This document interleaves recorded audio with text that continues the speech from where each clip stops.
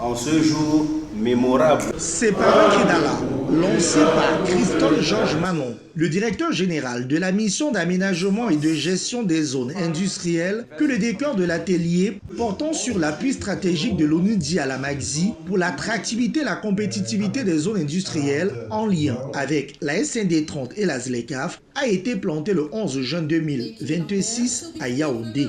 L'un des plus grands problèmes, c'est un problème de financement.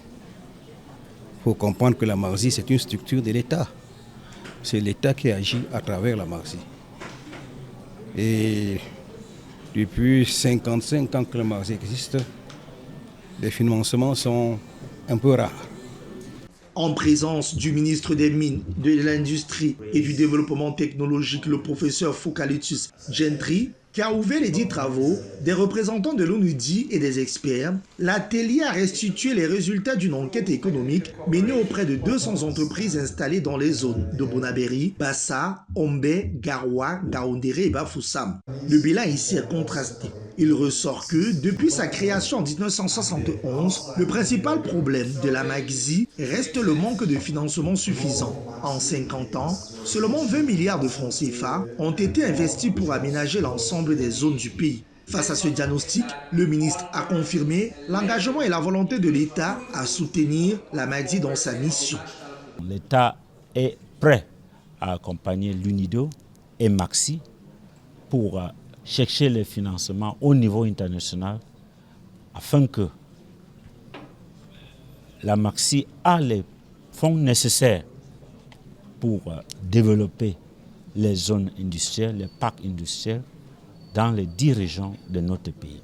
Le gouvernement entend donc faire des zones industrielles un levier majeur de création d'emplois et de transformation locale, conformément aux objectifs de la SND 30. À l'issue des travaux, plusieurs résolutions ont été prises.